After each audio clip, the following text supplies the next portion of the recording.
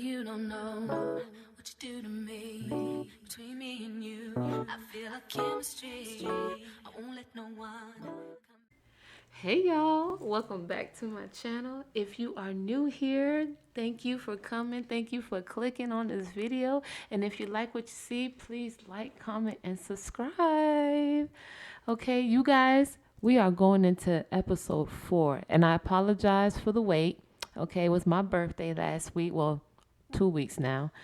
My birthday 2 weeks ago, and I'm still recuperating, y'all. So wish me happy birthday in the comments, y'all, and let's get into it. Please like, comment, and subscribe again. I appreciate y'all. Okay, y'all. Are y'all ready for this mess? Like, y'all, I always got my notes with me, okay? But are y'all ready for the mess? Are you ready for the mess? I'm not gonna lie. This episode 4 has been juicy. A bullshit. Juicy, to say the least, okay? Why? Why do I say that? So much goes on in this episode that I already have broken it down on my notes, but I just want to come face to face, eye to eye with you guys and just tell y'all a great summary. And then we're going to get into the details, okay? I'm going to get into all my clips and everything. But episode 4, you know what? Let me get comfortable on this. Let me do a little tugging. Episode 4, I am like, what? Where's my wine? Where is my charcuterie board? Everybody who think they can control something got their behinds handed to them. Queen thinking she was going to be matchmaker. And you know what? This is all Lady D's fault. Lady D, you are a molder. You are the original influencer. I'm going to say this because the queen wasn't even thinking about getting a sparkler.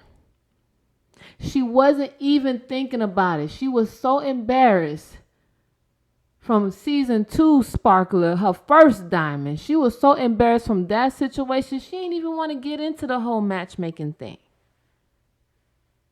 But here come Lady D, persuading her to pick a Bridgerton. This situation is messing up again with a Bridgerton. They all of a sudden got the bright idea that Francesca was going to be the diamond or the sparkler. Okay? And I love me some Queen. But Queen, you got to listen to your intuition sometimes, girl. You have to listen to yourself. When your intuition is telling you, listen, I got bigger fish to fry than to sit here and play matchmaker, you should have listened to that.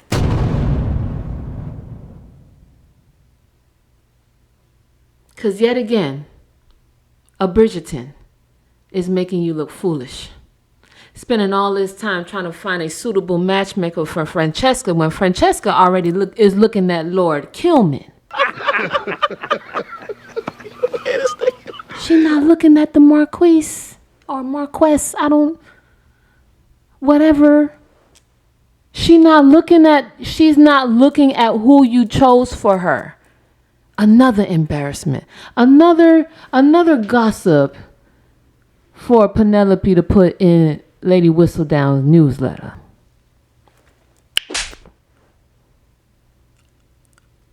But the queen likes to play games. She already knew trying to match Francesca with anybody was a risk. And she loves to play chess. Well, I guess Francesca checkmated that ass. All your hard work, Queen, down the drain. You can't control love. Can't put it in a little box. Can't give it rules. Can't tell it what to do. Not love. Love is one of those things, it's going to do whatever it wants to do. And that's one of the things we are finding out with this season that is so true. The moment you try to squeeze love and control it and to turn it into something that you want it to be, it starts to slip out of your hands. It starts to seep right through the fingers. It's like sand. That's what makes it so unpredictable. That's what makes it so great, is that you cannot control it. You almost get on your knees and pray to God that it never leaves you when you really get a good taste of good loving.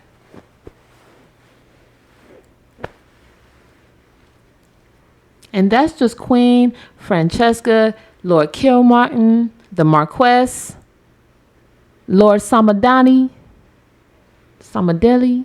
I'm going to call him Lord S. And here come another one trying to control love. Penelope and Lord D.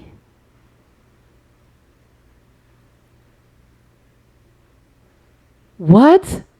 I'm still trying to even comprehend that match. And like that, just watching this episode pisses me off because Cressida is actually trying.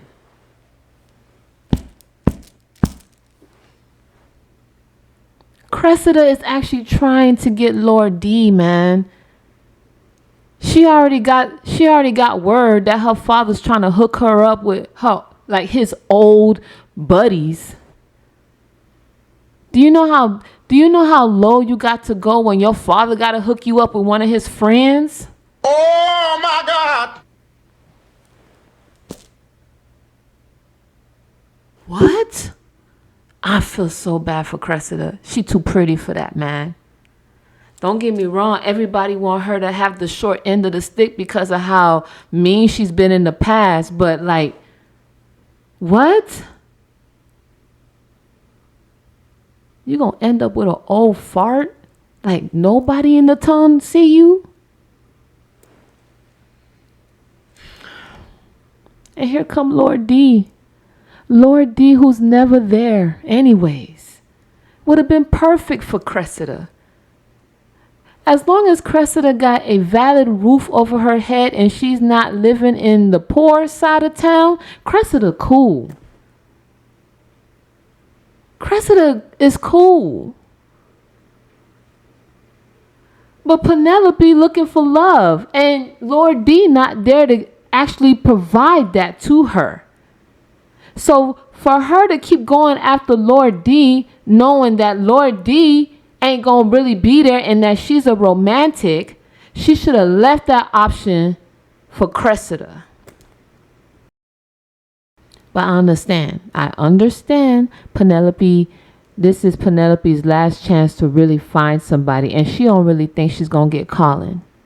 She's not thinking that Colin is actually going to propose to her, so I get it. She's looking at Lord D like he's the light in saving armor, he's the prince. Coming to save me. That's what Lord D looking like to Penelope. But poor Penelope.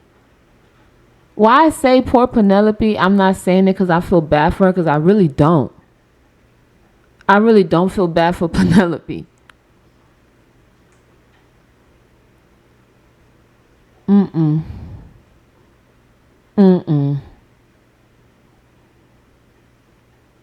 Like, Penelope, just step aside, bro. Even if Lord D were to offer you the proposal, which he was actually going to, he spoke to the mom and asked and everything already. So he was already going to propose to Penelope. But Colin ended up messing that thing up. Okay? Colin ended up breaking up their dance. Lord D and Penelope dancing at the ball. Colin go break that thing up and go tell Penelope she can't marry Lord D.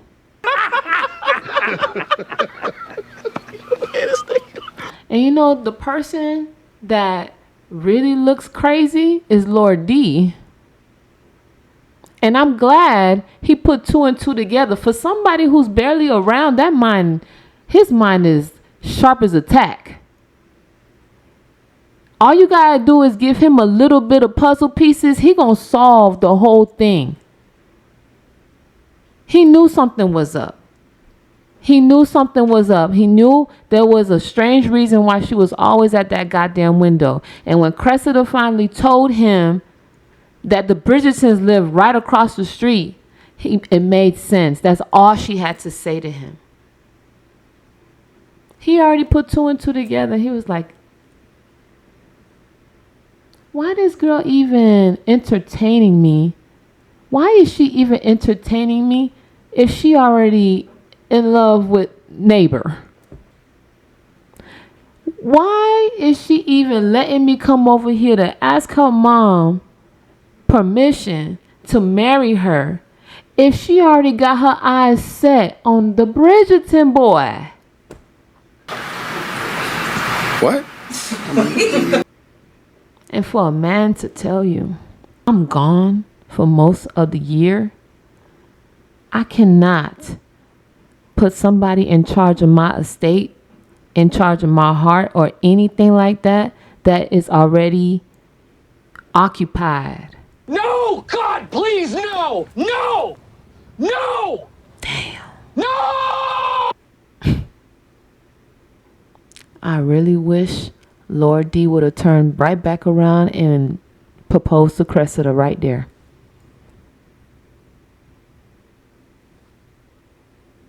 I really wish she would have did that, because Cressida would have did right by him. And she would have been able to stay in the town and go to her balls and all that. No problem. She would have loved him from miles and miles and miles away. With a smile on her face. Yes. My girl Cress. You can't control love. You cannot tell it what to do. For everybody has a mind of their own, and the heart shall control the mind. But see, here's the thing we don't factor in, is that thoughts can change. Feelings can change. One minute I hate you, the next minute I can love you. That's love, unfortunately. But I just feel terrible. But anyways, at the end of everything, Penelope got proposed to. And she actually got proposed to the one she wanted. She went in expecting a proposal from the one she didn't want, but ended up getting proposed to by the one she did want. Wow. I ain't like this. I didn't like this. I know they tried to show Colin upset, and he's in his little threesome, and then all of a sudden he can't even get it up. He's no longer interested in the threesome anymore. So now he's just sitting there watching two girls go in. I'm sorry, but I didn't really see the love really build up in him. I seen a little bit of jealousy, a little bit of enviness, but I didn't see where he really made it in his mind that Penelope was the one. I didn't see that. Victoria, my Victoria, I love that lady. She always act like she's not seeing, she's not knowing anything, and then at the end of the day, she knew everything. She is also like Lord D, putting clues together. Just give them a few pieces, they'll get it. Eventually, they'll solve the whole puzzle. Victoria gonna tell Colin that because of all his hard work with Penn, now she's gonna get the proposal. She knew what she was doing when she told Colin that, because she knew Colin loved Penn. He just needed a little push. And we appreciate you, Victoria, forever and ever. We appreciate you, girl, because yes, that's what he needed. Sitting there drinking, going to these threesomes that he tired of. Like, stop playing. Stop playing with your daughter. Francesca, go with the flow, Victoria. Go with the flow. Okay? Give her assistance when she needs to. Be a Portia. Be a Portia. Portia is the number one mom out on these Bridgerton streets. Portia is the only mama that's really gonna put her daughters on game. Who got more game than Portia Featherington? Nobody. I wish my mama told me all I had to do was act dumb.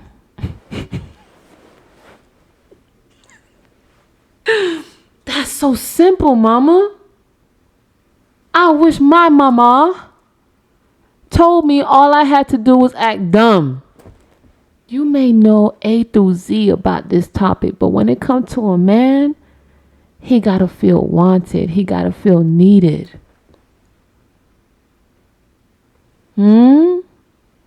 When you see that man, act dumb.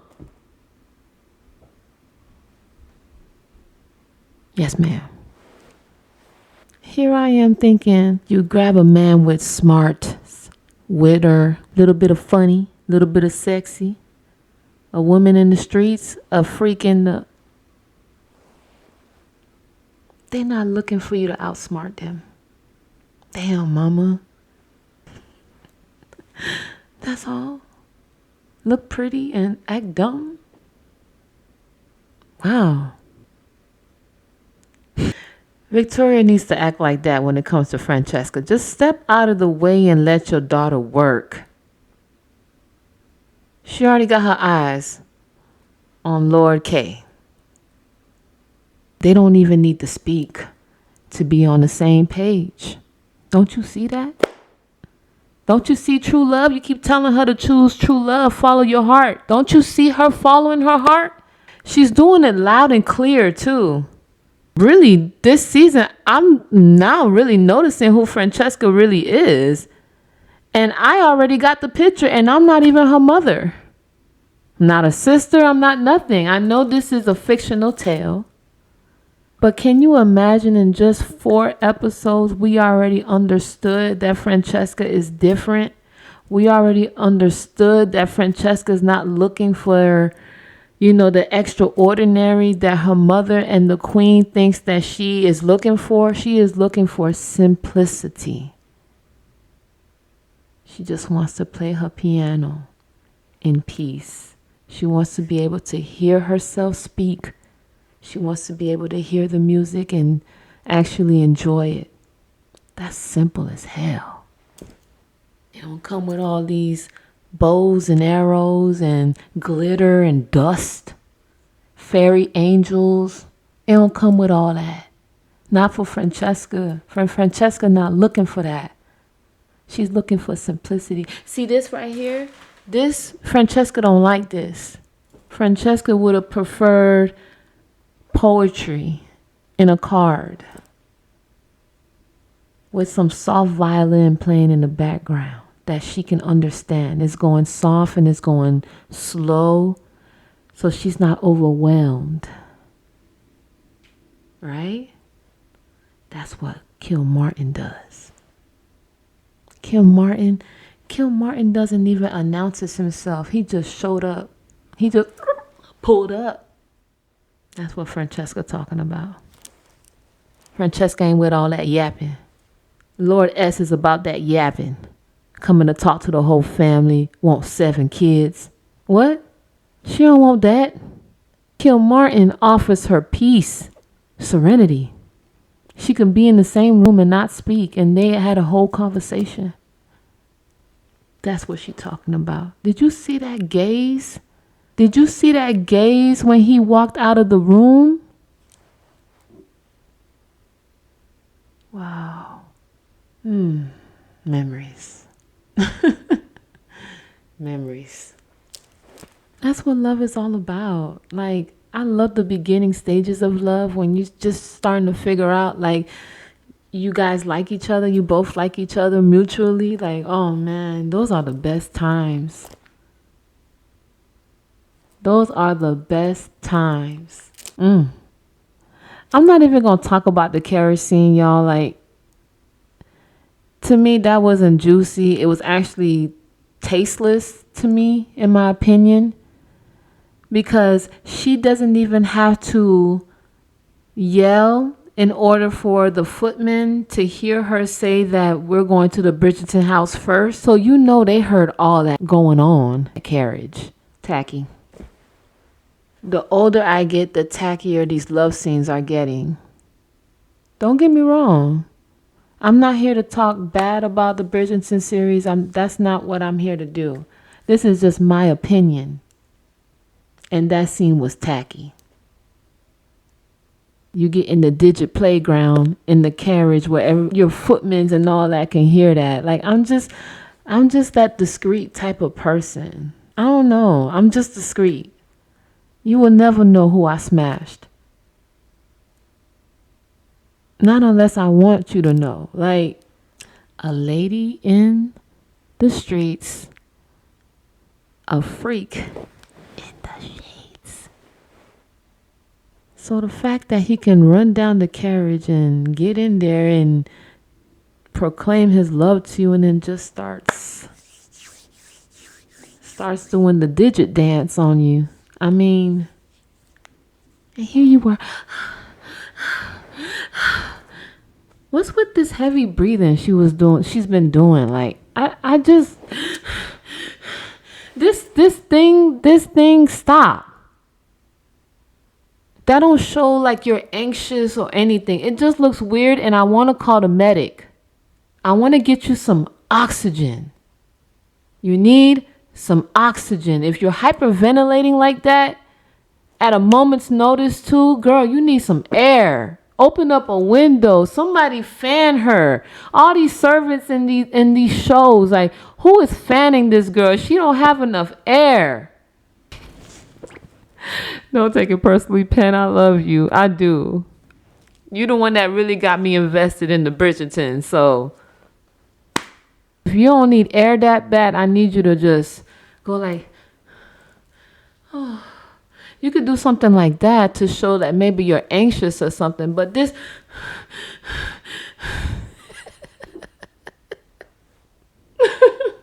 I'm sorry, y'all. I was supposed to look at my notes, but I see that we're 25 minutes in, so screw the notes.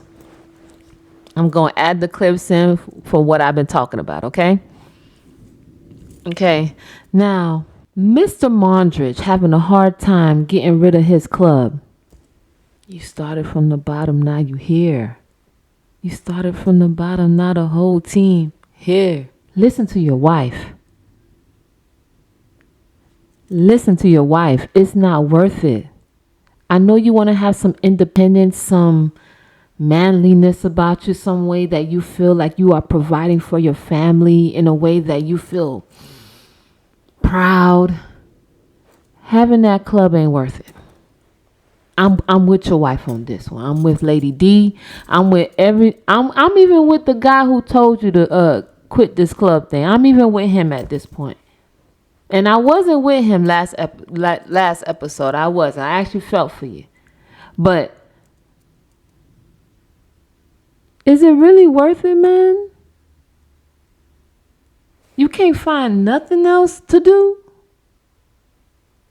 You started with boxing. You was getting your face smashed in for money. Remember? Now you don't want to let go of the club. You don't ever have to worry about money again for the rest of your life. Your kids will be okay. Your kids' will be okay. And you don't want to let go of a bar? Make it make sense. That right there don't make no type of sense to me. I wish you all the best though, but that is donkey. You got that donkey doo-doo. That donkey doo-doo. That donkey doo-doo. But you know how men are with their ego. You know how they are with that ego. That ego means everything to them. Miss Victoria with Lord Marcus.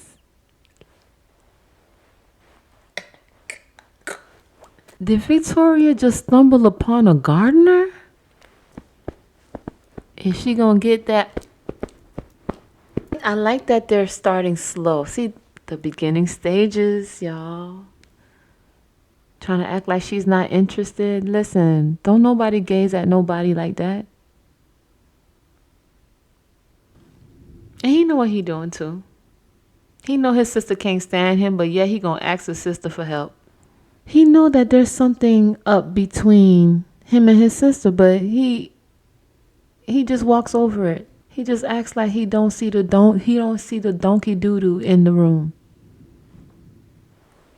And Lady D is not going to tell him, hey, there is doo-doo in the corner over there. No, Lady D is going to get up and walk out and leave. That's what Lady D going to do. And it's all her pleasure. But I really do hope the best for this couple. Like, wow. I want her garden to get watered so bad. I really do. I am waiting patiently. Honestly, I could care less about Benedict and Lady Arnold. I am happy that he finally found somebody that can keep his attention for more than 3 episodes. But honestly, I don't care. Moving on. Side note, I love the friendship between Eloise and Cressida. Eloise actually be trying to talk to Cressida. Went over there and everything. Her parents are just poison. Cressida parents are just poison. I go back under the rock y'all crawled from. And Cressida's father, when he speaks, he just looks like a lizard. Next. So let's talk about details. I love the fact that Francesca took the initiative to go up to Lord Kilmartin when they were in the tomb, and then he notices that she is low-key interested. He has to notice that. Why I say that is because the moment he tries to make a small talk, and you see Victoria okay, good boy. He talks about the music, and then Francesca's you can't even really enjoy the music because it's so fast that by the time you really start to get the rhythm of it, the song is over. I just didn't like the way he did it, the way he's and then just excuses himself and walks away. I'm not gonna lie, that was kind of rude. He did excuse himself, but it's just the way he did it was very informative. Will you excuse me? He could have been oh, very informative. You don't like music like that? He could have kept the conversation kind of going a little bit, but just to end it abruptly like that, I ain't like that. And what's the talk with Francesca being autistic? Everybody's saying that she's autistic. Is she autistic? I have an autistic brother, and I do understand that most people on the spectrum just have different quirks about them. My brother, it's basketball. He has to play basketball. Basketball. He gets the ball into the hoop certain different ways. He just loves to explore basketball and puzzles. My brother can see the picture on the box just one time, and he can solve that whole piece.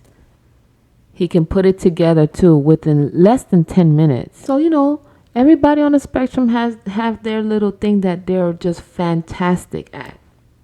And for Francesca, that is piano. So I guess I could kind of see that. But if she is on the spectrum, she is high functioning, baby.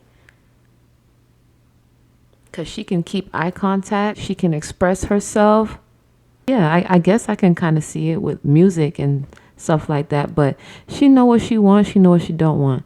She look at Lord S with disgust, and she looks at Lord Kilmartin with praise and admiration. She tries to make herself not like Kilmartin because of, the queen and her mom wanting her to be with Lord S. Tough, but at the end of the day, that's not tough for Francesca. Francesca gonna go with Lord Kilmartin, without a doubt. She's gonna find a way to push Lord S to the side so that she can get her way.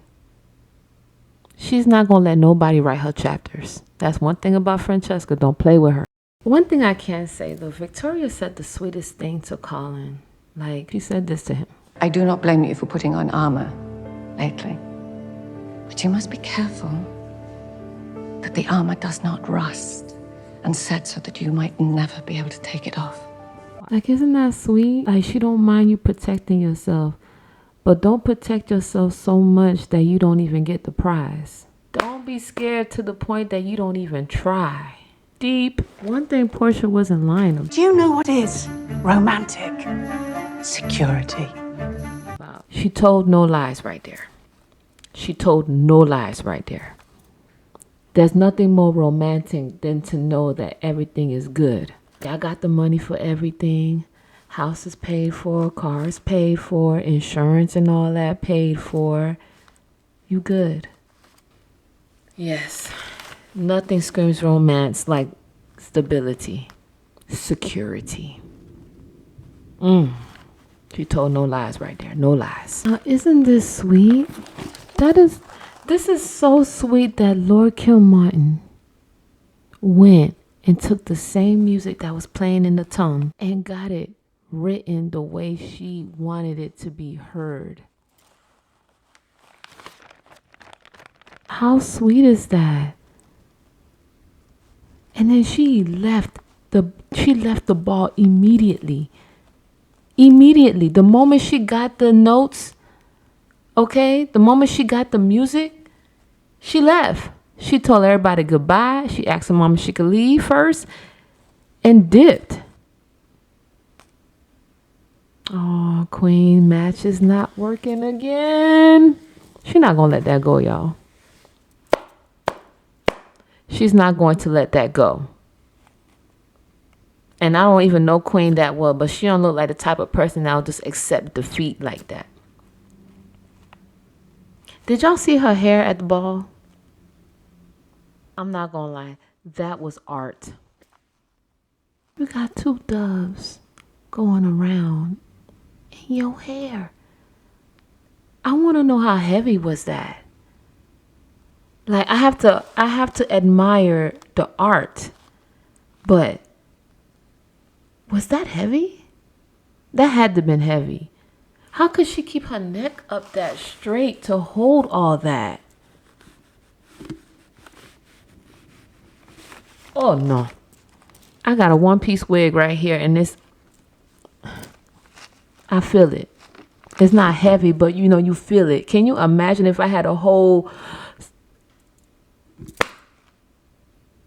and it, so you know that had to have some type of battery movement. It was beautiful though, Queen. It was beautiful. But the Queen is beautiful, y'all. Her eyes, ooh. Let me find out you a Cancer, Queen. I'm gonna look that up. Can we talk about the dance scene? The performance? I'm not really into ballet or nothing like that, but that was beautiful. Is anybody not talking about this performance? This was moving art, guys. Just like Queen's hair. This was moving art. This was beautifully done. Ooh. I really hoped you really liked my video. I really put some time aside to do it, so I really hoped you enjoyed it. Okay, please like, comment, and subscribe. Okay, until episode 5, I will definitely have that out in just a couple of days. So y'all, please be patient with me. I'm putting out a lot of videos, If you have any comments, any questions, whatever, put it down below. Okay, like, comment, and subscribe. Love y'all. Bye.